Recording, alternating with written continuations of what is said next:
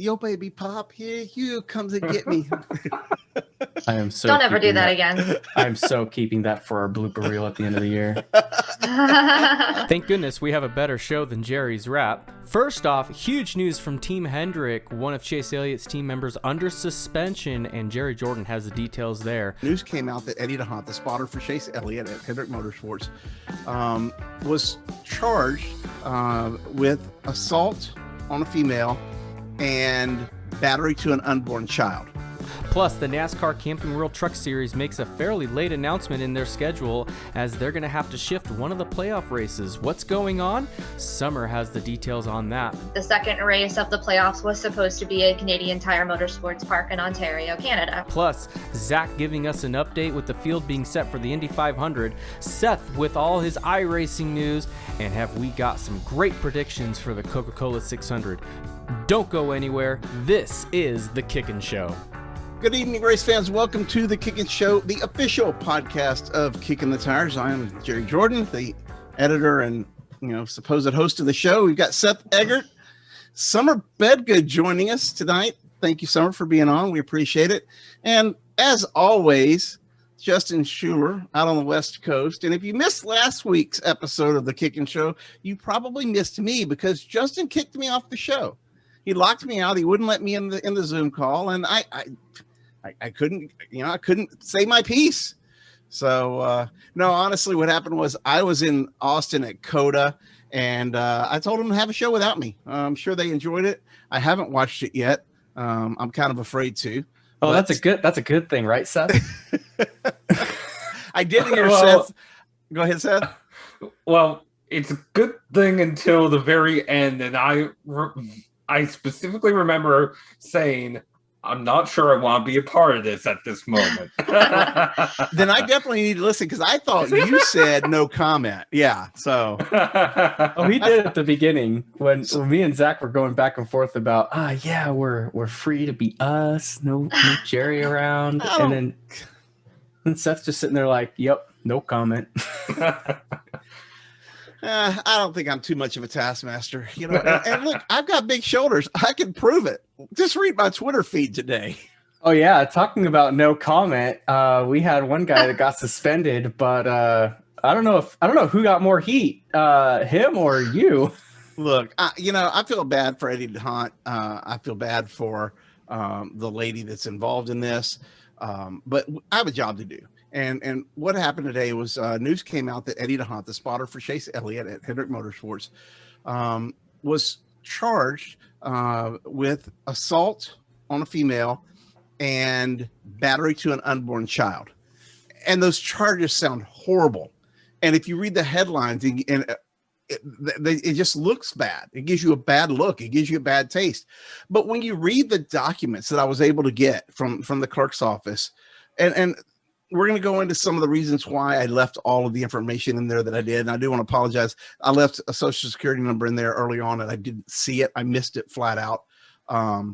But I took it out. I took that out of the document as soon as it was brought to my attention. And that was within minutes. I'll personally provide Eddie DeHaan with credit monitoring for the next year.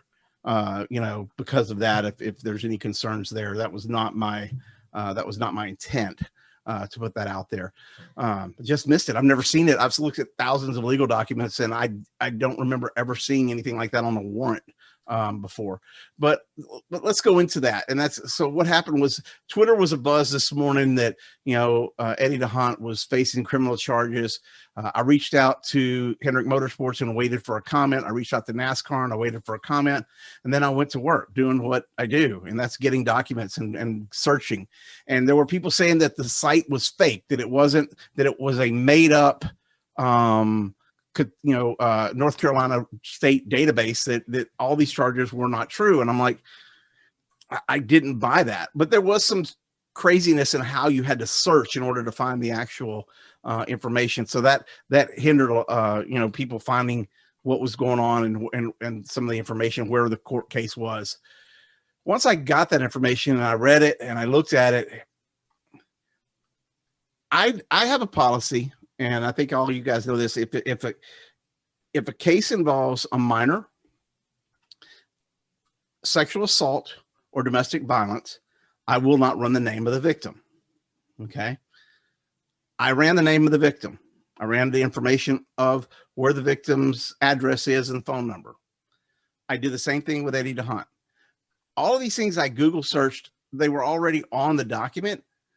When I was Google searching the name of the victim, it came up as in North Carolina Secretary of State's database. That's her business address. It also may be her residence, but her LLC is listed there. Eddie DeHunt's same information. A quick Google search, no paid databases. All this stuff was easily available that anybody could have looked up and probably, would have or did. But that's not the crux to this. What the allegations are was that he bumped her with his chest or with his stomach during an argument while he was, conducting some sort of business transaction. According to the report, he was in her face. She was in his face. There's now been an affidavit, from what I understand, filed by Eddie DeHunt's wife, refuting some of the or most all of what's in the arrest warrant that was put on the website today. There's also a motion to secure and save any video surveillance equipment that or camera footage that might be there for his benefit, to show, look, he's claiming he's innocent. His lawyer released a statement to Bob Pockris earlier today and said, look, he's looking forward to defending himself in court. And that, following with whatever measures he needs to defend his reputation, because he's been indefinitely suspended from NASCAR. He's been indefinitely suspended from Hendrick Motorsports. Not necessarily because of the charges, but from what I understand, because he didn't report it within 72 hours per the NASCAR rule book. Now, I don't know what Hendrick Motorsports stuff is, but, Eddie, who I think I've only met like once in my entire NASCAR career, but he spots for Chase Elliott. He spots for, I think, somebody at JRM and also for Hattori Racing. Allgaier and Austin Hill. Yeah. So, Allgaier and Austin Hill. So, this is going to affect other drivers while his suspension is being served. But that's the big news of the day. And people were losing their mind about why I put information out there. Before this story ever got reported this morning, and it was just on Twitter, there was already people saying, you're just puppets for NASCAR. You're withholding all this information. Well, no, we weren't withholding information. We were doing our jobs. We were getting the information before, and so that we don't run rumors, and with people saying that this site was possibly fake, I wanted to make 100% sure that it was. And then when I got the documents, I wanted to make sure that everybody knew what these charges were and what the allegations were, because there were no police involved, to my understanding. This person went down to a magistrate and filed the complaint on their own. The way this is the way I have been told the story, is that she filed the complaint on her own with the local magistrate, or there was no police that came out to the scene of the alleged incident. And remember, all of these things are allegations. There's been no conviction. There's no guilt. Eddie is just as innocent today as he was, 24 hours ago or 2 years ago. This is allegation. This is how our court system works. He's got a court date on June 7th. And obviously his, from what I've read from Bob's story, he's going to defend himself and vigorously, and I don't blame him. But that doesn't make the charges any less. It just means that they're in context when you read the actual warrants. So that's what I did. That's why I did what I did. I went on Sirius Satellite Radio today on Dave Moody's show. I appreciate them having us on, and I talked about the story, but I did not say all of this information. Obviously, since this story has come out, I have done extensive research on both parties. The alleged victim in this case has some less than favorable reports on Yelp about her business and the way she conducts business, the way she confronts people and things like that. So it kind of goes along with what some of the things that were said in the affidavit about how the altercation may or may not have taken place. And look, it'll play out in the courts. So that's where we're at on this. I'll continue to research and we may do a follow-up story at some point. I'm not going to be in North Carolina on the 7th. Otherwise, I would go to I'd go to the court and hear it out.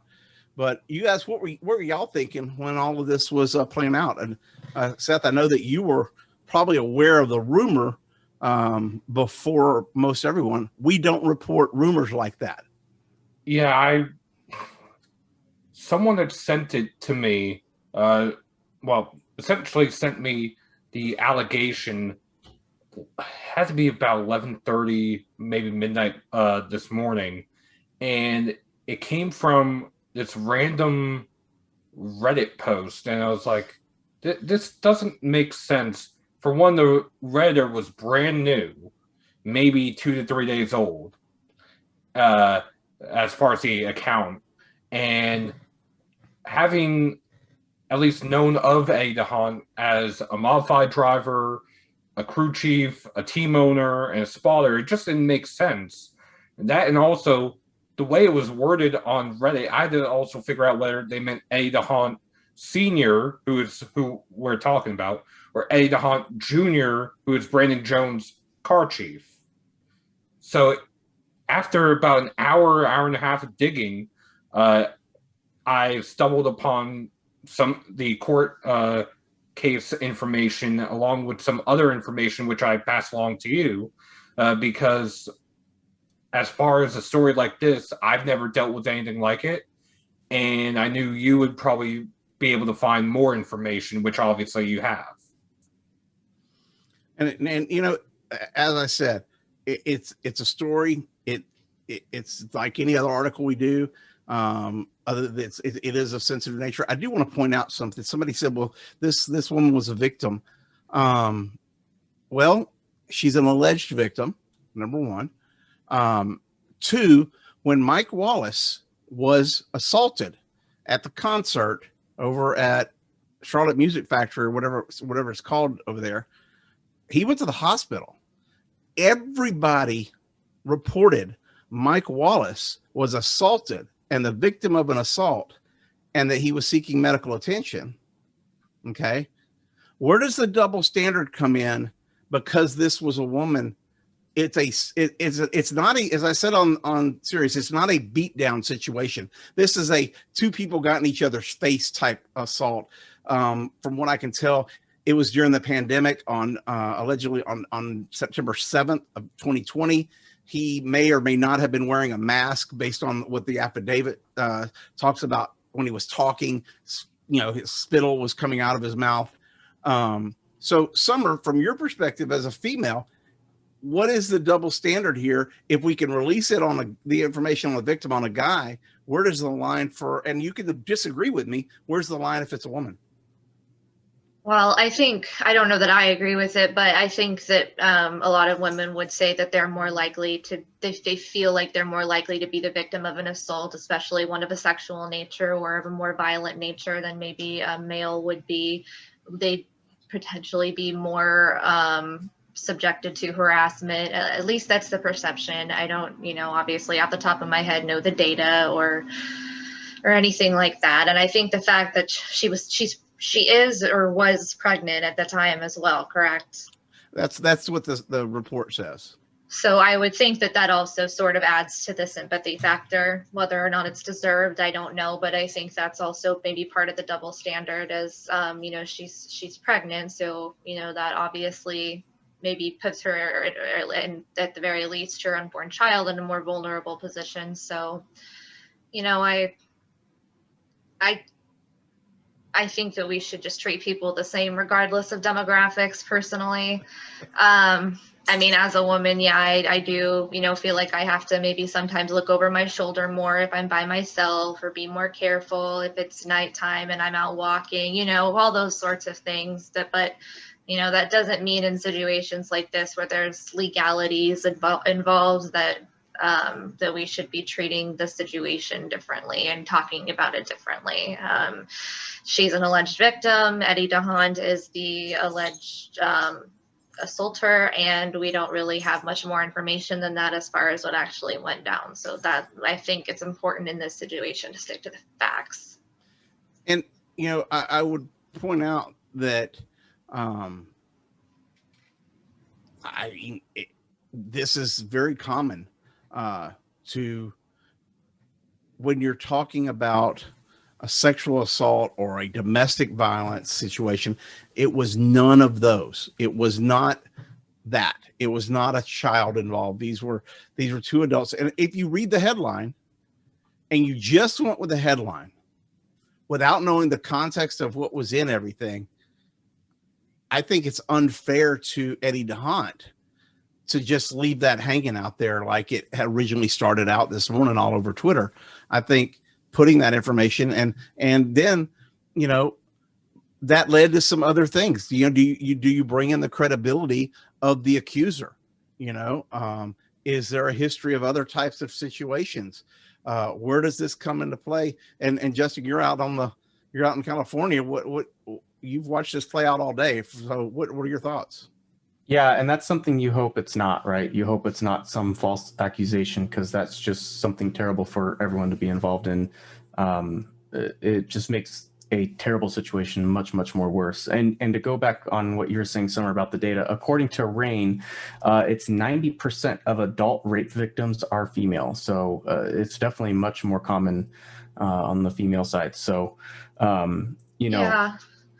Sorry to interrupt you. I just want to say, I know this was not that situation. The reason I brought that up is because he was asking what the double standard is. And basically the double standard is that women are more likely to just be a victim in general, at least that's the perception, than males. And they're much less likely to be able to defend themselves from it, or you know, it could take a more violent nature than maybe it would with a male. I'm not saying that's okay. That's just where I'm saying the double standard from. So sorry to interrupt you. I just want to clarify. I know that wasn't actually what happened here, just that, you know, explaining why I thought people were handling it this way. But don't mess with Summer, because she's packing a 45. That's right. And just a little bit more info, at least from my end, of finding all of this at 11:30 at night, midnight this morning. As I was finding and as I was looking up information, there were people that were talking about, or on Twitter, did he beat up his pregnant wife and this and that? And that's where I had to actually go and do some digging to verify which Eddie DeHunt it was referencing, because Eddie DeHunt Sr., the spotter, is 62, while Eddie DeHunt Jr., the car chief, is, I think, closer to my age, maybe a little older. So just some of the wild accusations that were going on, which some were clearly false, some were just assumptions, and some, I don't know where some people get some of the ideas, so to speak. But that being said, that's one of the reasons why I actually took the time to go and verify which one it was.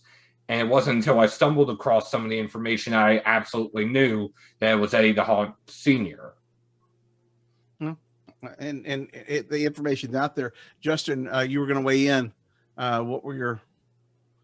Well, yeah, just, I mean, you know, just kind of backing up what Summer said, it's more common for females to be at risk of victims like this. So either way, it doesn't really matter who's the victim. It's a terrible situation, and we'll just have to see what comes out, as his, like you said, his court date is on June 7th, and we'll just have to see what unfolds from there with their evidence and statements and all that stuff.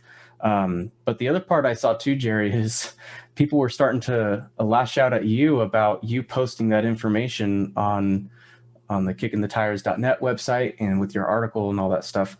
And it had, you know, their address, their phone numbers, like you mentioned before, it even had their social security number. And what a lot of people don't realize is these forms weren't made by you. These were forms released by the sheriff's station, by the local courthouses and all that stuff. So this came from there, from a public record and stuff like that. Sure, most people are like, oh, I can't find it in a Google search. Well, that's just because the way these websites are built, there isn't a specific page that has this information. You do a search on their website, and then their computer that hosts the website does a search in its database and pulls this public archive out of its system. Or you have someone go and get the paperwork for you. You're right, and it's available for everyone, you know. And what makes it even more public is, like you said, the the one address is already a business license, which you can do a business license search and find all that information there as well. So this isn't public record, and you can go back to using Mike Wallace's example. You can go to using Noah Gragson's father's example, and how all of a sudden people knew where Noah Gragson lived at the time. And then, gosh, you can go back to even Kurt Busch when him and Driscoll were going at it. So this kind of stuff, when someone gets arrested, it's almost like people who, when they get arrested for a DUI or something like that, people are like, oh, why are you taking the kid away? Well, that's kind of what happens. Kind of the same thing like this. When you get arrested for a crime, or you're accused of it, or you have a warrant for your arrest, your information is out there, and that's just how it works. That's all in accordance with federal law and all that stuff. So I will say this. I know that they filed a motion to obtain any video evidence that's out there. And that situation, I'm very familiar with a situation similar to that, where someone made an allegation of of someone assaulting them. And then the video showed that person was lying, and that person that was lying actually went to jail. So I'm not saying that's the case here, but I'm saying you don't know, and you want to be fair to both parties. And I think that's what I did. So in other news around the sport, we've got big news from Summer. She's got some big changes with the Canadian Tire Motorsports Park. Yeah, I got this, Jerry. Thank you. You got this? Okay. Yeah. Most sport. Yeah, that's right.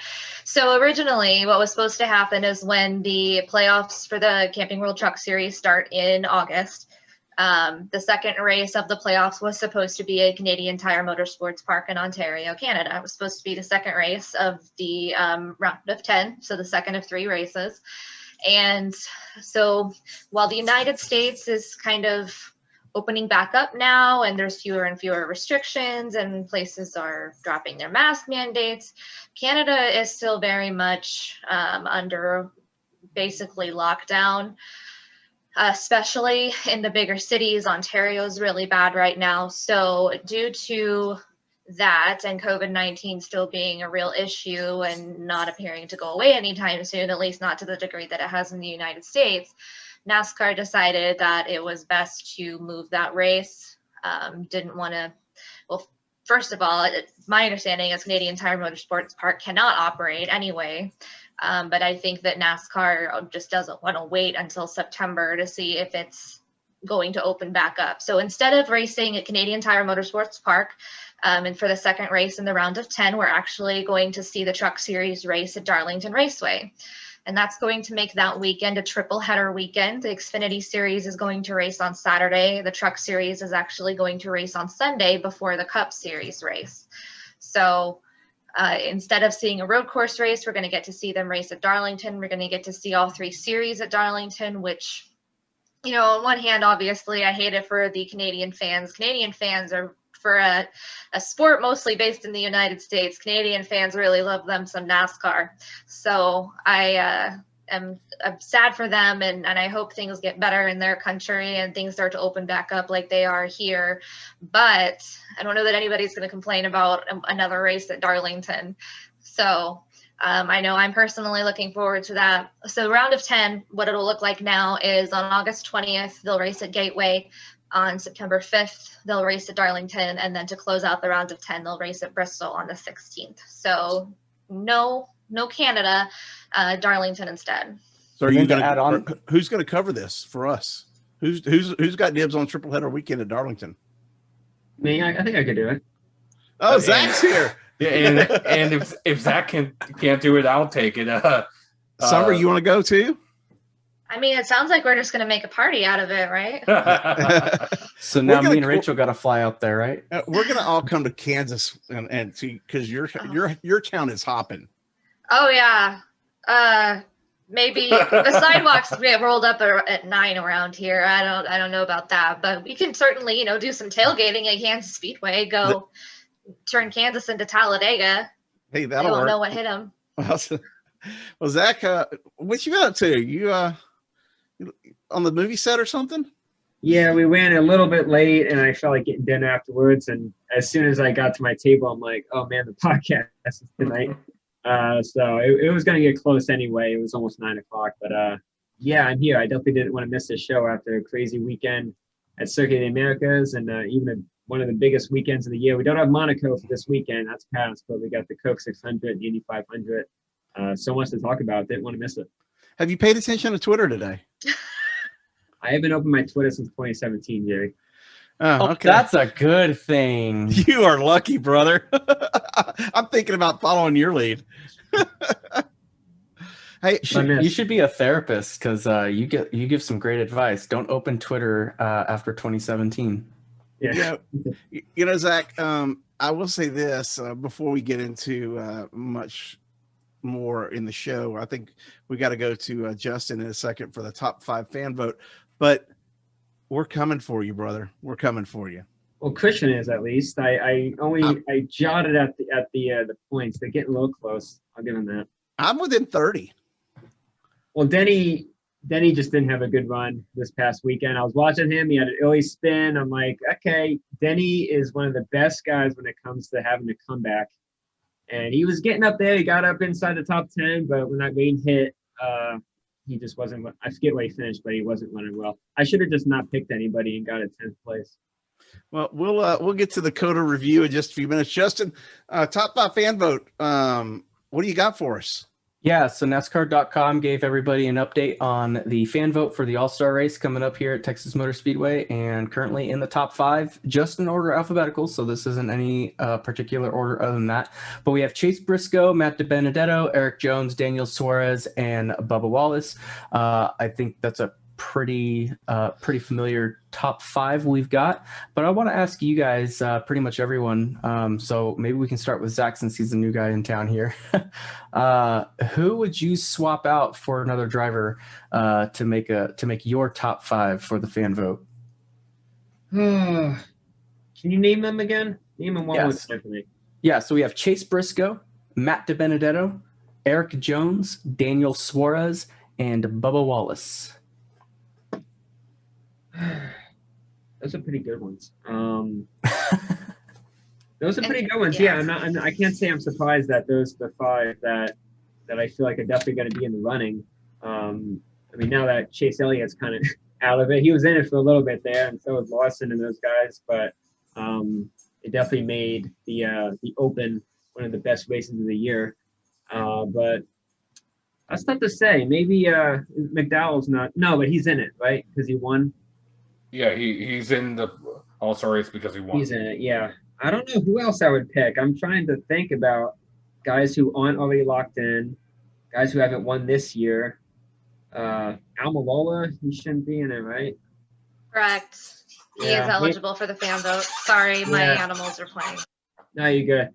Yeah, maybe him with that Smithfield. I know he's always trying to get fans on his side to win free bacon.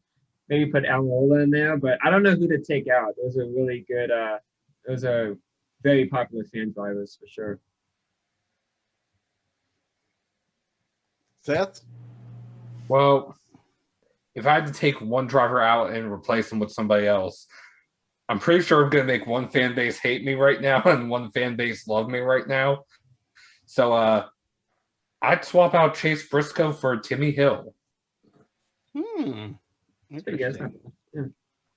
Of course, our esports expert giving an esports driver some love. So that's, there you go. That's pretty familiar. There's a reason why I picked Timmy. You know who Seth's voting for? Summer, what about you? I'm sorry. My dog picked this moment to pick a toy to play with. Fine. So We love animals here on. yeah. So I'll try and speak over the squeak. Sounds like a chew toy. It is. I bought him a new toy today, and he waited until I had to speak again to play with it. So, very good timing. Anyway, I'm not surprised by that 5 either, but I guess maybe someone that I'm thinking about is Tyler Reddick. I mean, he's surprised and impressed me so far this season with his performance, and so I would, I know that he didn't come in with a huge fan base, but I definitely can't help but wonder if some fans have taken notice of how well he's done and maybe decide that they want to vote for him. And then Ross Chastain was someone else that I kind of thought about with his the success that he's had in the Truck Series and the Xfinity Series, and kind of how quickly he sort of started to gain a fan base when he wound up in the right situation where he could win. And then, with the watermelon background, everyone really seems to love that. So, I wouldn't be, I'd be surprised to see him in the top 5, but at the same time, given his, history and the fact that a lot of fans seem to rally around him because he's an underdog, that would be interesting as well. I know you're going to want me to replace 2 with those 2 I just brought up, and I don't know. I mean, maybe replace Briscoe with Reddick, and then maybe, I don't know, Jones with Chastain, but I think that's unlikely. Those are just 2 guys I think of. I think of when I think of the drivers that are eligible for the fan vote, that fans might take notice of as being some sort of an underdog that they want to vote in. I'm going to go on mute now. Okay. I'm going to pull Matt DiBenedetto out because his good news is coming later this year. So, that'll, he'll understand, he can get some good news later. I say, pull DiBenedetto out and put my buddy Garrett Smithley in. Okay. How did I know you're going to pick Garrett? Because Garrett is an awesome individual. He's a great driver. Look, Garrett gets calls from team owners to drive their cars not because he's going to win races or because he's going to get their stuff home clean. Okay. He doesn't go out there and typically get in trouble. He brings the car back pretty much in one piece on most occasions. And team owners see that. And I would like to see Garrett get a break. And, if we could put Garrett Smithley in the All-Star race, man, I don't know if you saw my Twitter a few weeks ago. I publicly voted for him. Okay. We're allowed to vote too. So just in case you're wondering. So, but yeah, so Matt's going to get his good news.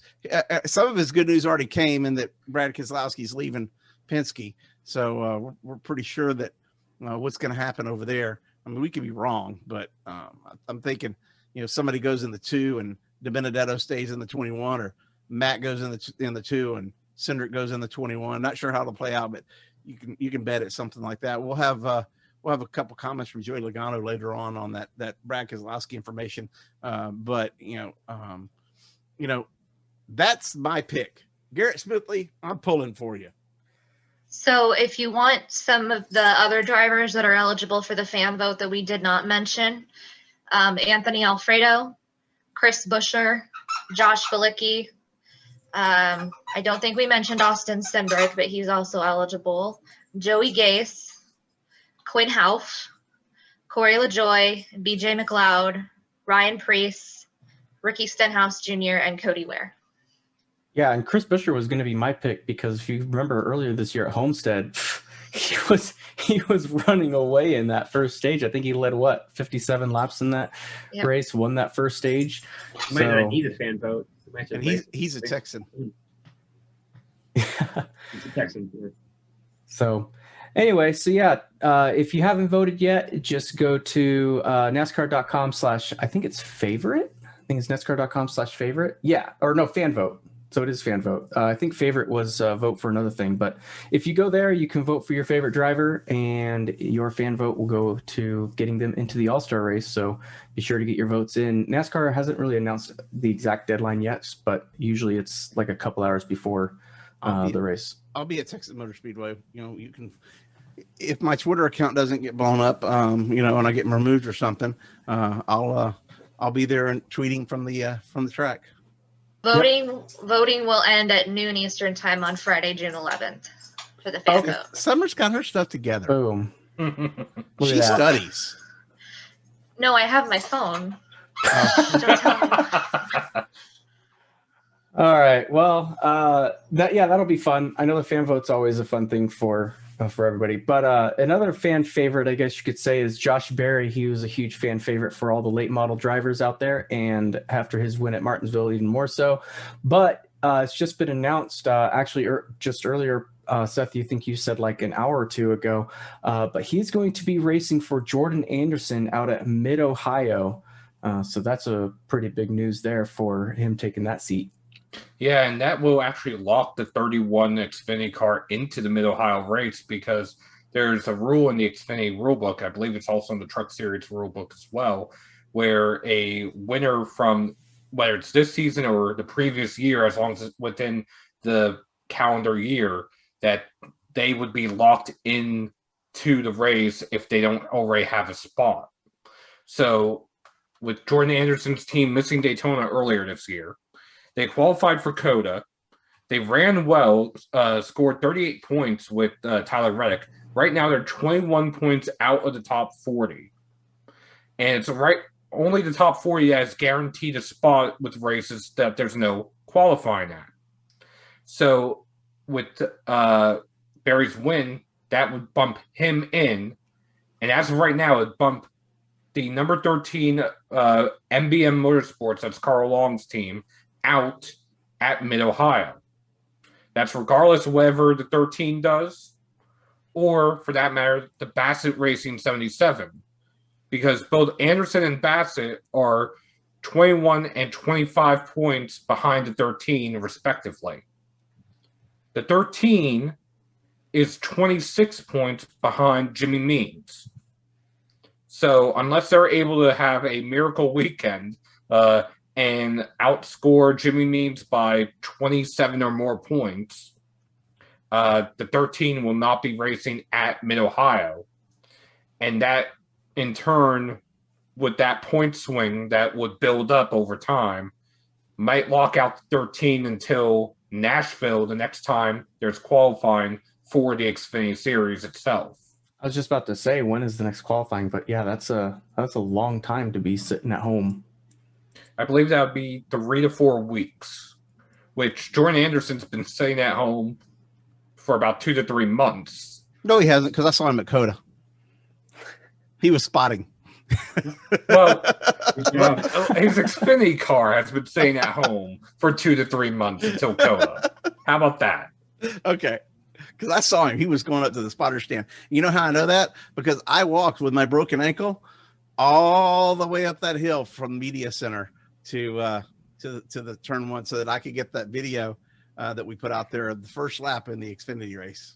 And one other Xfinity owner points note, Ryan Vargas and Landon Castle are actually swapping cars at JD Motorsports. Vargas will be in the 4 and Landon in the 6. The 4 is 20th in points, and the 6 is 37th in points. Landon, as we know, is a decent qualifier, so he should make the race in theory. And Vargas, even with his limited experience with where they are in owner points, would likely get a provisional versus some of the other teams that may struggle in qualifying. Well, there you go. So we'll just keep it with you here. But you got some iRacing updates with us with Monday Night Racing League, Coca-Cola iRacing Series, all that stuff. So go ahead and give us the quick breakdown. Well, let's start with FTF Racing since we sponsored them this past weekend. Woohoo! Will Will Norton scored his first FTF Racing win in the Cup Series in the race that we sponsored. He runs for Nexus Esports, and one of the fun things that iRacing does is they put at every track an Easter egg of Steve Myers and Dale Jr. Well, for the post-race rundown, Bottom Split, who broadcasted the race, did the post-race rundown with Steve Myers and Dale Jr. in the background. There you go.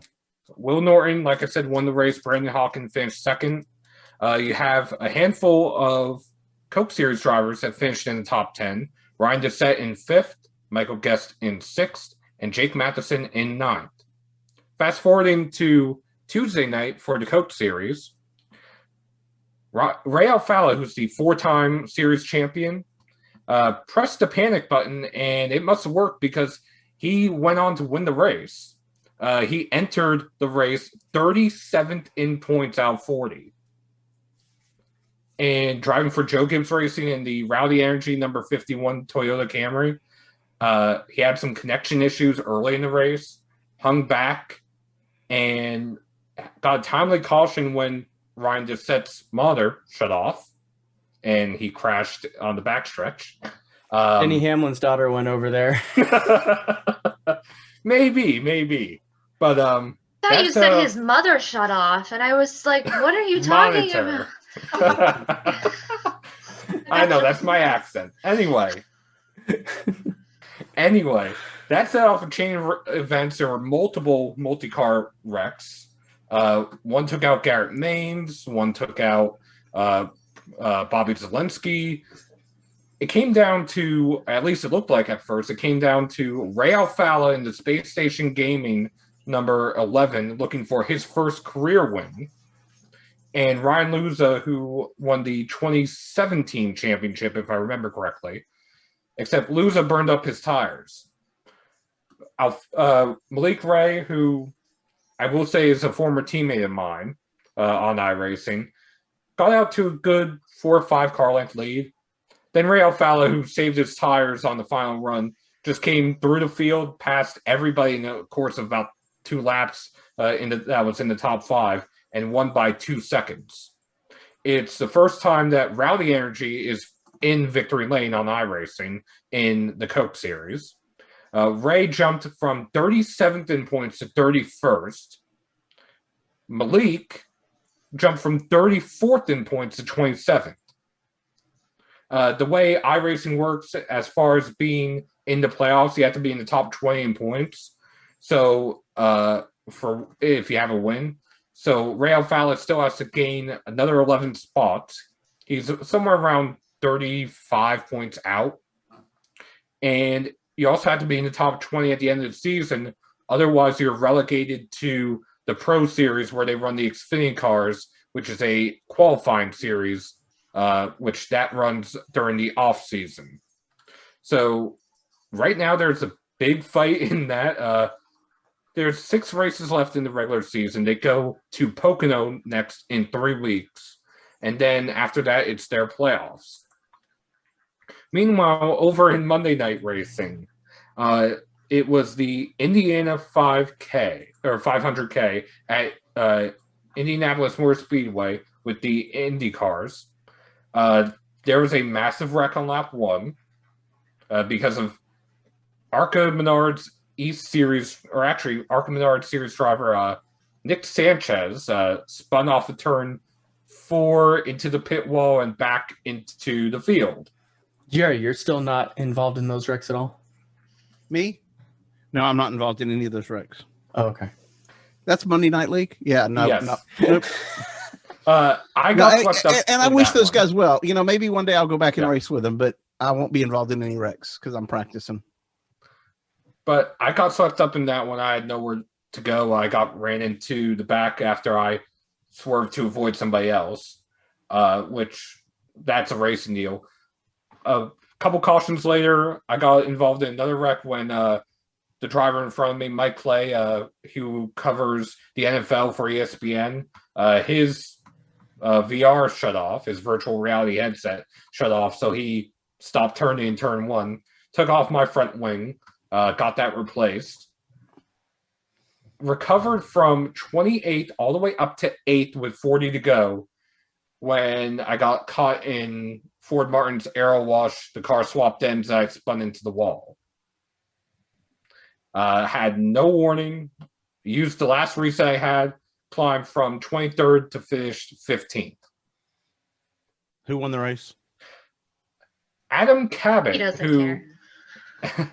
Adam Cabot. He doesn't care because he's 16th and Ford caused him to wreck. Well, the winner, though, I do have to say, Adam Cabot, who is by trade a race fan that got into the league through the esports racing league that Anthony Alfredo runs. They did a special deal back in March where the champion of that series could join Monday Night Racing for 1 season. And Adam Cabot, I'll say I'm pleasantly surprised. He ran well at Daytona earlier this year, finished 3rd after battling with Kyle Busch in the Pro 2 trucks at Watkins Glen. I think he finished 8th or 9th after getting wrecked on the final lap at Bristol Dirt in the Camping World trucks. And he beat Robbie Lyons from the Xfinity Series by, I think it was 72 hundredths of a second in the IndyCar. There you go. Well, cool. Congratulations to those guys. Good iRacing updates. And, you can always read about it at the website. Yep. I think we provide the most in-depth iRacing news, and we're working on a couple of things with iRacing folks and eNASCAR racing. So we'll let you know how those things pan out. Zach, you're up in Indianapolis for the Indy 500. I didn't tell you, but also we did release a special report today on Wanda Knepper, who was the first female who actually participated in Indy 500. She wasn't a driver. She was a mechanic. Her husband, Arnie, tried to make the Indy 500 several times. But Louis Frank wrote that story for us, put it out there, and he's going to be up there if we need him. But my go-to for the Indy 500 is at Catanzareti, because I know what's going on up there. Yeah, and just like stories like that, I mean, that's just the beauty of the Indianapolis 500. It's been going on for over 100 years, and it's the race that everyone wants to compete in. It's the race everyone wants to cover. Everyone wants to build the car, change the tires, do whatever. Everyone wants to attend it. It's the race that brings literally every single facet of motorsports and what makes it beautiful. It's all into one day, and that's the 500. And the same can be said when it comes to the starting lineup. We saw a hell of a weekend last week with bump day and pole day once again on the same day on Sunday. It really started with Saturday, which really gave us a solid rundown on what to expect for the final lineup on Sunday. And I can't say there were too many surprises except for what happened on Saturday that went into Sunday. And that's, of course, someone like Will Power, who had to go all the way to bump day. I mean, we're talking Team Penske Power here, and he won the race just 3 years ago in 2018, and he was on the brink of missing it. We saw this a few years ago with James Hinchcliffe, and I know Marco Andretti nearly missed it years ago. Saw Penske back in the 90s, they missed it. Like every so often, there's some big driver who nearly or does miss it. Fernando Alonso with McLaren a couple years ago. That was one of the craziest things I've ever seen in person, was seeing that crowd go nuts when Kyle Kaiser bumped out the one of the biggest teams in the world in motor racing. And this year we came close, but Power was okay. He ended up making it pretty well in hand too. The times for the speeds weren't really close. It came down to Sage Karam, Power, Simona Di Silvestro, Charlie Kimball, and Aussie Unison. And it ended up being Unison and Kimball who missed out. Not too surprised by that. I know Simona had the pace with her Coretta All-Sport, which is another great, I mean, you talk about women who are competing in the race. This is an all-female team, some male members, but it's female-driven is the saying, and they put in years and years of work to just attempt this race, and they made it. 33rd position, but I think Simona, with her experience, this is her 6th 500, I believe. She hasn't done it since 2015, but with all these weeks of practice, I think she's going to be good for the race. I think a top 20, top 25 would feel like a win for them. Going all the way to the top of the board, I mean, we talk about surprises. Seeing Scott Dixon win a pole is anything but surprising. This was his 4th of his career, which ties him for 2nd all time. He's only a one-time winner, which is a total shock. He's dominated that race. He's had it won. He did super well last year. He's unbelievable on ovals. He dominated Texas this year. I mean, he's got everything going for him. So to win that 4th pole really showed that he's ready to go for it again this year. And when it comes to Ganassi, Chip Ganassi Racing, his lap wasn't a fluke. They had all 4 cars make the Fast 9, and that's something that Chip Ganassi team owner, that was like the first thing he mentioned after qualifying on Sunday was just how big of a team effort that was. It's just so hard to build cars close like that, you know. I mean, we see them all the time. These teams are usually kind of spread out throughout the field, and some of them are usually near the back. But with Ganassi to have literally half of the top 8 starting positions, top 7 starting positions is truly very, very impressive, even for a team of their stature. We had Colton Herta start 2nd behind Dixon, nearly won the pole. This is just his 3rd 500 start. We know he has the aggression, but it's really just his 2nd 500 because 2 years ago, after 5 laps, he DNF'd out of the race. He really didn't get a solid shot to show what he had. I believe he started 4th or 5th in that race, and he got cut short. So I think definitely look out for Huda. He's not my pick. Maybe we'll talk about picks at the end of the show, but he's definitely going to be up there. And Ed Carpenter Racing, the only Chevrolet team in the top 10. Chevy, I mean, we talked about bump day. All those cars who were missing the race were all Chevys, and Honda completely annihilated with only Ed Carpenter Racing with Venus VK and Carpenter inside the top 5. I mean, really solid pace. VK on the front row in just his second attempt. But yeah, they're the only team that Chevy's really looking at least at the moment, when it comes to drafting speeds or for sure single car speeds. Even just looking at the top 10 here, I mean, Elio Castroneves, I mean, it's weird not seeing him with Penske, but he's coming back and he's starting 8th. That's a fantastic effort for him. Not sure if I smell that 4th win coming this year. His days are coming to an end. He's always competitive here, but I'm not sure if it's going to be his year or not. Alexander Rossi, who's just probably the most entertaining driver in the IndyCar series, especially in the 500.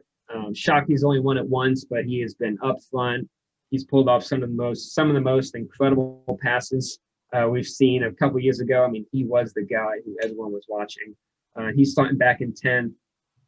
Pietro Fittipaldi, which was a huge surprise. I thought him in that Rick Ware Alliance number 51. I thought he was going to be in bump day, but he ended up starting 13th, which is a huge shock for me. Sato, the defending champion, 2-time winner, he's going to be 15th. And then if you get a little bit lower, then we finally see the first Team Penske car, Scott McLaughlin in 17th. And then that's it inside the top 20 for them. Joseph Newgarden was 21st.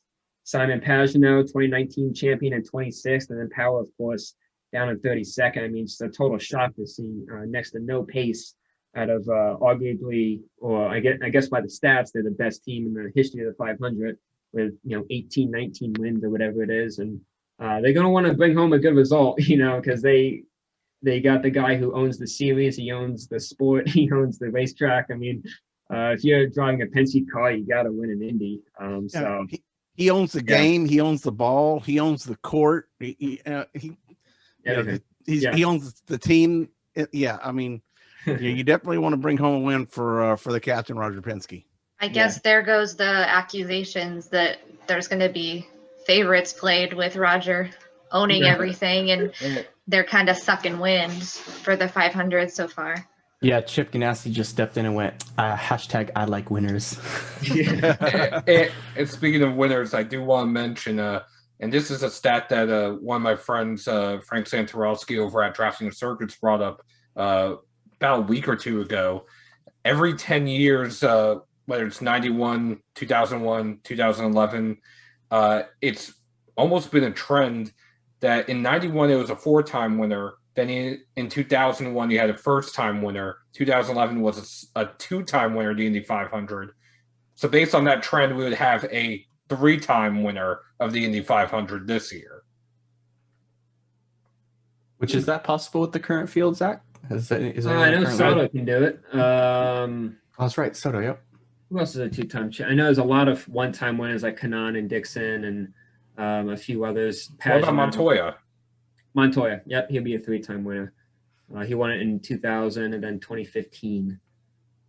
So I don't think he's going to be quite a threat. He qualified 24th, which is pretty far down there. The winner usually tends to come near the front of the pack. And just how these cars are, it's not the DW12 era anymore. That was from 2012 to 2017 when these cars really sucked up well, and it was the most competitive era in the 500, and we saw just unbelievable racing, really dangerous racing as well. I remember 2015, the first year I covered it, that was the year all the cars were flying in practice. Anytime someone hit the wall, they would flip upside down, whether it was Castroneves or James Hinchcliffe, who nearly lost his life, Ed Carpenter. It was a tough era, but it led to just phenomenal competition. But with these cars now, you definitely get spread out a little bit more. It kind of brings back the Indy of old, where you're able to use strategy, and that becomes a huge talking point at the end of the race. We saw Stephen Wilson nearly win the race a few years ago but before making a last ditch effort on pit road. So it's going to be tough to say what type of race we're going to see. I think it's super competitive from start to finish. A lot of young guys up front. I know the front row is fun, just seeing Dixon, who's definitely getting up there in age, but he's just one of the greatest open wheel drivers, Formula One, IndyCar, anybody who's ever raced.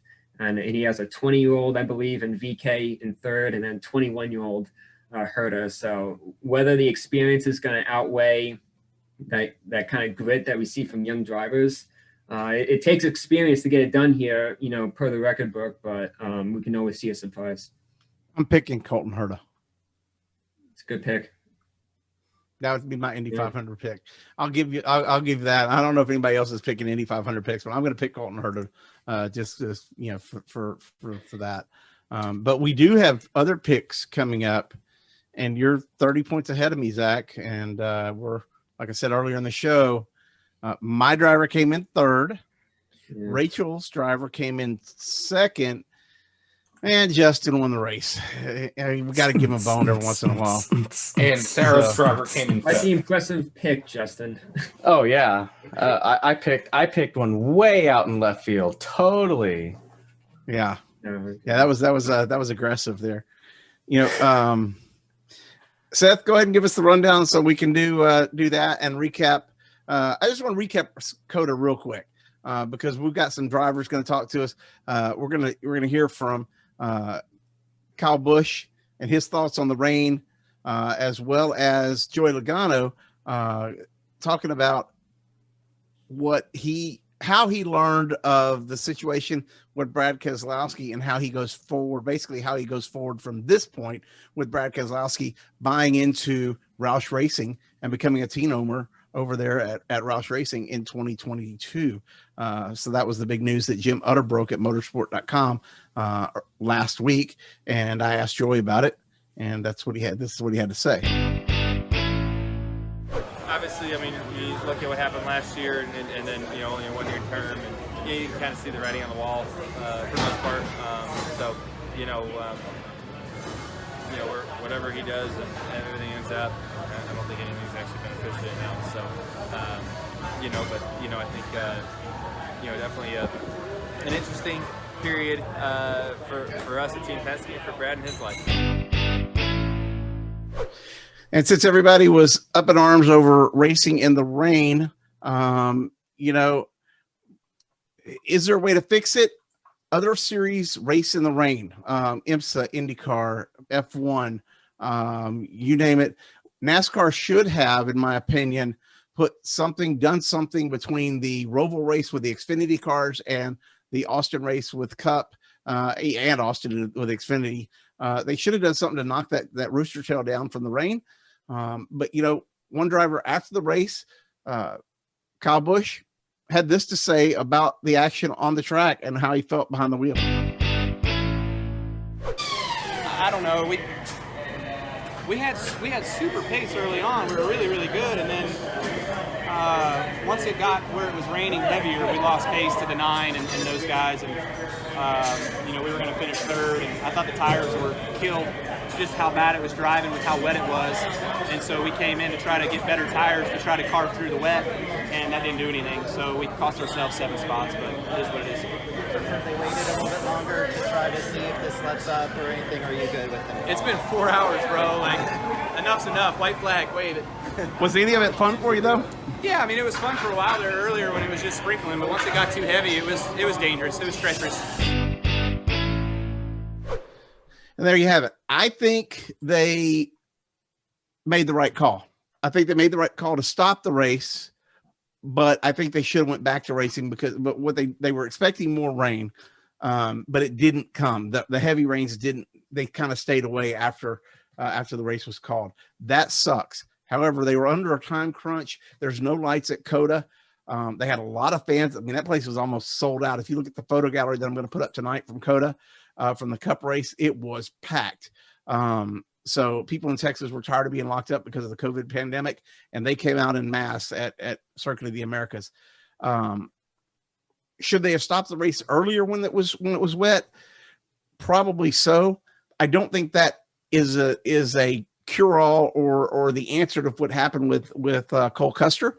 Cole Custer was coming up on turn 12. He was flying. Okay. He bailed to the inside and he just sent it. Okay. He didn't know. I mean, it was a blind curve. He knew he was going to have to brake. He didn't know what was in front of him. And he went for it. It backfired. He hit Martin Truex Jr. It was a hella crash. It was big. But would there have been a crash if Kevin Harvick and Christopher Bell hadn't got into each other and Martin Truex Jr. hadn't had other issues? There was a lot that played into that factor of coming down from turn 11 down the fastest backstretch of any road course that I'm aware of, and trying to make that hard left turn to go into the big iconic turn underneath the tower there at Circuit of the Americas. So I think they should have stopped the race for a little while, swept the track off, got the standing water gone, and gone back to racing. Didn't happen. People can complain, but we saw great racing regardless. And I thought it was a very interesting weekend. And I hope we go back. Guys? Well, I'm actually going to post some photos here from when we did karting at the beginning of last year before the pandemic. And at our local track, which is right outside turn 4 of Auto Club Speedway, is where our kart track is. And we were literally racing in a lake, and they call it, they make it a joke of racing at Lake Cowspeed because the track is actually called Cowspeed Karting. And there were massive rooster tails. It was like some of the drivers hated it, but majority of them that just had an absolute blast racing out there in the rain. I'll put these pictures up here right now for you guys. So, by the way, we go over 200 miles an hour at Talladega and have huge wrecks and stuff like that. We're supposed to be, men and women and machine defying, the defying death and putting, our life on the line. And I'm not a driver, but I'm just saying this, in hyperbole form, to race and push these cars to the limit. So I don't want to hear, I want them to be safe, but we're a lot safer now than we were 5 years ago, 10 years ago, 20 years ago. Now, granted, we didn't race in the rain, but I mean, come on. Okay. Don't give me, I was scared. This is the most unsafe I've ever felt in my life and behind the wheel of a race car routine. I just don't buy it. Well, I think, sorry. You can go somewhere. Well, I think from a practical standpoint, though, you want the drivers to be able to see. They're not going to race. They're not going to pass if they can't see. So, I look, race car drivers are known to be whiners and dramatic and complain a lot. Some more than others. Sure. Some reporters whine more than others too. Yes. Thought I'd throw that out there too. But anyway. Some wannabe reporters whine more than other real reporters. Oh, okay. I'm not talking about you. No, it's splitting hairs. I was talking about somebody else. No, I gotcha. Anyway. Not you. No, I know. You know what I'm talking about. I gotcha. But even with their complaints and their frustration, I think there is a more practical aspect to it, and it's that the racing's not very good if they can't see. And I mean, I guess that's better than sitting there watching the rainfall and watching, water accumulate on the track and then waiting for 4 hours. And then NASCAR says, oh, never mind, we're running the rest of it on Monday or something. So, at least you're getting laps run. But I do think there is something to be said about trying to improve the visibility and the quality of the racing surface when things like that happen. So, yeah, I agree. I think that I wasn't out there, obviously, like you said, and I'm sure going that fast in those kinds of conditions can be a little bit unnerving, but I also think that you have to look at it from the competition standpoint, and it really wasn't that exciting watching them tiptoe around the corners. So hopefully we can figure something out and they can go back to COTA, because I think those fans deserve to see a good race there. I think that they can put on a good race there. But then, if NASCAR is going to continue this racing in the rain thing, I think they know that this is something they need to work on. And I think it'll get better. Well, obviously Reputation. Scott Miller addressed it in this clip after the race. We had a holler chat. Okay. The first time in over a year, we had a holler chat with a NASCAR official. And this is what Scott Miller had to say about it. Well, so obviously as the race continued on there in the final stage, it kept raining harder and harder, and we were monitoring the visibility for the drivers on the back straightaway there. It was getting really, really tough to see again over there, lots of spray. So we were going to make one attempt at, running the Air Titans back there like we had before to see if we could kind of get back going again. And it just didn't look like it was going to happen at all with the volume of water that was coming down. So it was time to call it. Scott, after Harvick's incident, he said, quote, "We don't have any business being out in the rain, period. All I can say is this is the worst decision that we've ever made in our sport that I've been a part of, and I've never felt more unsafe in my whole racing career, period." Harvick has his right to his opinion, obviously. I don't think that's probably an opinion that's universally shared among the drivers, and we certainly don't want to put anybody in harm's way out there. It's a tough job for us to balance, a competitive event, a good show for the fans, and with the driver's best interest. It's a tough job. I think rain at a race points out the fact that everybody in this business has a hard job. You guys have a hard job. We have a hard job. The drivers have a hard job. Everybody's got a tough job, and balancing all the elements to suit everybody is a tough job. Okay, there you have it. Scott Miller's take. Obviously, they say they're going to look at the issue with the rooster tail and get some high-speed camera footage to figure out maybe some things to fix, as you said, Summer, going forward, if we're going to race in the rain. Predictions for this week, Coca-Cola 600, that we got to get out of this thing. Well, one thing I just wanted to say about COTA before we wrap into the picks.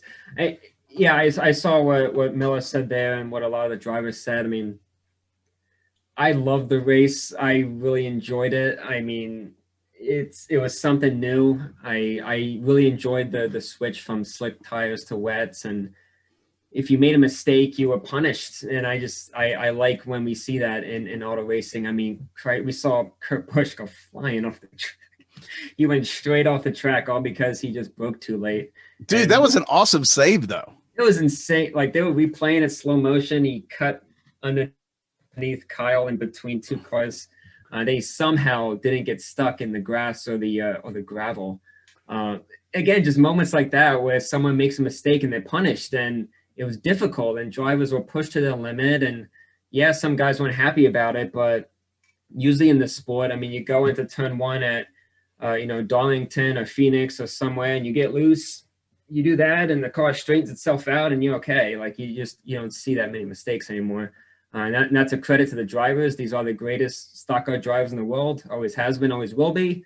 But the cars are very easy to drive. And so when we get out of that comfort zone and you visually see the cars dancing around, you visually see those gloves and you see these cars sliding and slipping and you see the mistakes, don't know what's going to happen next. I was fascinated by it. And what we can do with that straightaway, I don't know. I thought the turns were okay, but it was just that back straightaway, and whether we can put more lights on the back of the cars or add a chicane to kind of break up that high speed. I don't know what that is. I feel they have a lot of time to think about those ideas, but I think it was a positive weekend coming out, at least from my perspective. I will say this. I went to get a comment from Kurt Busch after the race. I don't think he saw me because he walked right past me and didn't even notice me. So, he really didn't look like he was in a very good mood, but he did. He gave a hell of a save on that, driving through the gravel. And when he did that, I was waiting for a comeback like at the Daytona Roval. He did the same thing. I know. Came back and got a top 5. I know. That's what I was. And then they had to stop the race. So I thought the racing was great.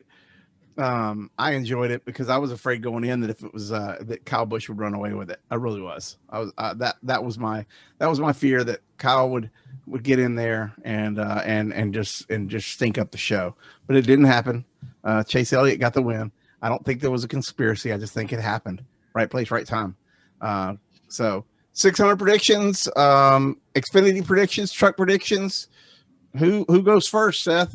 Well, the first 3 people that will go are not on the show right now. Matt, Shocking. Rachel, and Sarah. Rachel's never on the show. Sarah has been working on college. She gets a pass. And Matt's working for Amazon. Yeah, Matt is hanging Bezos. out with Uncle Jeff. I was gonna say he's working for Jeff, not Amazon. Yeah. So after those 3, it's Summer who picks first. Summer truck pick, Xfinity pick, Cup pick. God. Okay. Well, for the Cup race, I'm actually going to go with Chase Elliott for 2 in a row, because not only is he pretty dang good on road courses, he's pretty dang good at Charlotte. Won there back in, was that May that they ran it last year? May-ish. Yeah, I was there. Okay. He's finished in the top 5 in 4 out of the last 5 races there. I mean, I think I could easily see him getting 2 in a row. Can you circle back to me on the other 2 series? I got to think about it a little bit more. Okay, we can do that. Okay, so next to make their pick, who is actually tied with Summer in points, is myself. For the Cup Series, I'm going to go with Denny Hamlin. For the Xfinity Series, I think I'm going to go with Austin Cindric. And for the Truck Series, I'm going to take Ben Rhodes. After my picks, the next person to pick is Justin. Oh, me? Oh, interesting. Okay. Well, Okay, wait.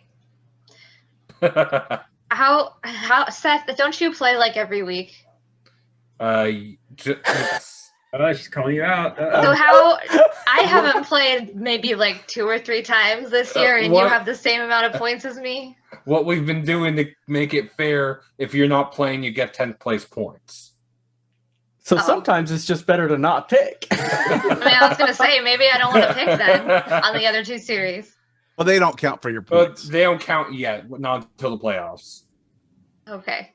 Yeah, Well, those still. ones are just for fun. I just was like trying to figure that out. Yeah, I understand. Like, have you just sucked that much this whole year? But no, that makes sense. This isn't that Okay. No, I just sucked this past weekend. My pick was the only one that DNF'd, and I got 2 points. I see. Okay. Sorry. Who was that, by the way? Martin Truex Jr. Okay.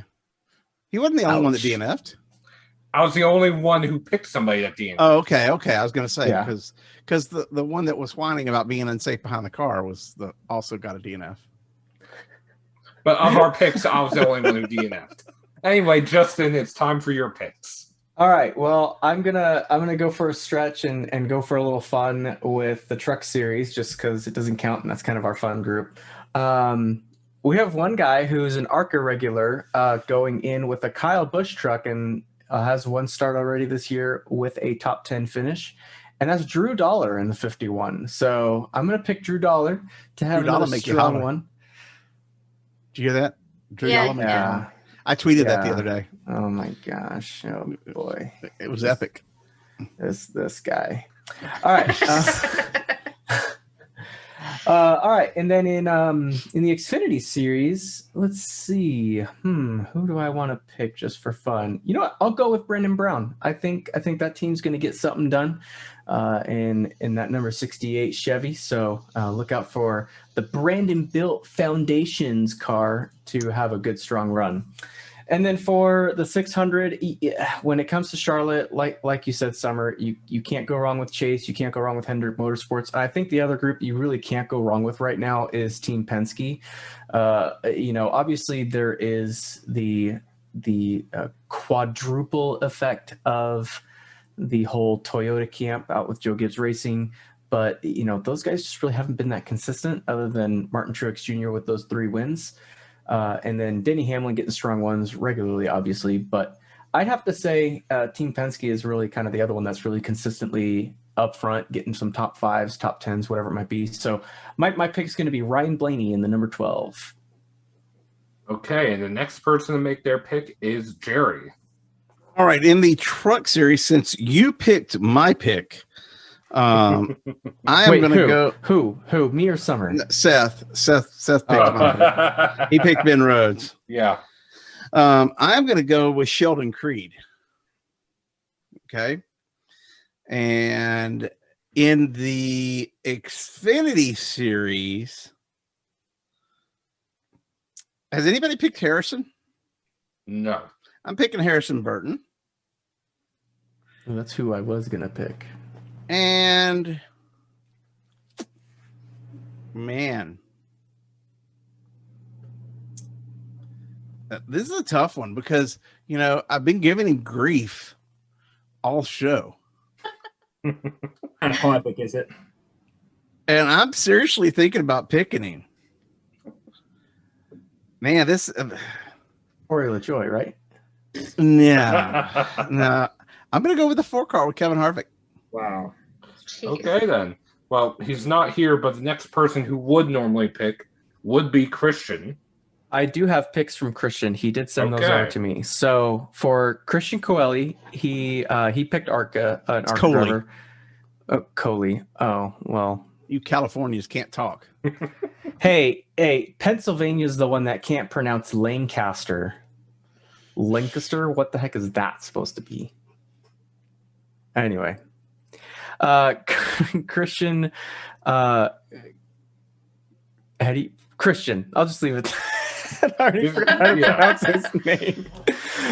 For ARCA, he's got Greg Van Alst. For Truck Series, he's picked Matt Crafton. Xfinity, he's snagged up Daniel Hemrick. And for Cup, he had your pick from last week, Seth, Martin Truex Jr. Notice that our ARCA coverage reporter is the only guy that picks the ARCA race winner. Well, because all of us would just pick Ty Gibbs, and that's it. We're like, that's all we know. Well, that leaves one person left to pick, and he has a 15-point lead over Christian, and that is Zach. And I'm starting to feel the pressure a little bit. I'll join Christian and put an ARCA pick. I'll pick Nick Sanchez. He's coming off his career best finish. He's finished third 2 of the last 3 races, so he's getting there in his rookie season. In the Truck Series, wow. Am I really going to pick Johnny Sauter? I don't know. That's just one of those guys I just have a good feeling about. He had a really good run at Atlanta this year. I was a big critic of him last year, but I feel like he's kind of turning around a little bit this year. I was going to pick Crafton, but I'll go for Sauter.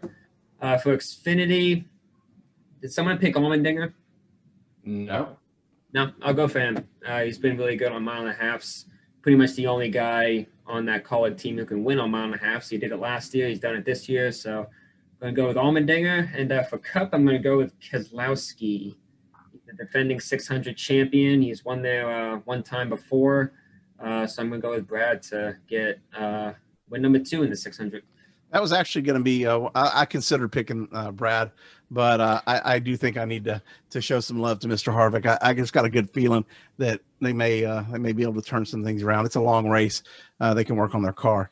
So And Indy 500 picks. I was going to go with Tony Kanaan. He's one of the many Ganassi guys up front. He won the race 8 years ago, but him in that 48 car, I don't know. I just feel anytime he usually doesn't start up front in this race, but he's starting P5. So I just got a good feeling about Tony. He's got the experience, and I think he's going to get it done with Ganassi once again, or for the first time with Ganassi. Colton Herta. Well, for me, for the Indy 500, I'm going to go with somebody. I think they would probably have to win it on strategy, though. Pietro Fittipaldi with Rick Ware Racing. Yeah. Anybody else got an Indy 500 pick? I'm gonna say we were talking about that 3-win trend earlier. I'm gonna go with Takuma Sato. I mean, the guy just knows how to be up there at the front almost every single time with the Indy 500. He's an average driver. The team's an average team for pretty much every other race, but for some reason they put all their marbles into this Indy 500, and they've got the right guy behind the wheel who knows how to be in the right spot at the right time with these 500s, and it's proven both times he's won. Yeah. And if he timed his pass better in 2012, if you remember, he crashed in turn 1 going for the lead on the last lap. If he timed that better, he'd be going for his 4th win in that race to tie Rick Mears, AJ Foyt, and Alonso Sr., I believe, which would be insane. But still going for a 3rd, that's still incredibly impressive. Summer, your thoughts? I think Scott Dixon wins from the pole. Wow. That's a bold prediction. But I tell you what, that guy can wheel a race car, so I'm doing it at Texas. So there you have it. There's our picks for the 600 and for the 500 for the Indy 500. That's going to do it here for the Kickin' Show this week. Check back with us right here on YouTube. Where are we at? YouTube, Spotify, Google, Apple Podcasts, pretty much everything, everywhere. If you can name an audio or video site, we're on it. So check us out and go follow all of our Twitter and social media accounts. You can find that at kickinthetires.net. And great new page that Justin put up with all of our bios and stuff. So appreciate that, Justin. We'll see you guys next week.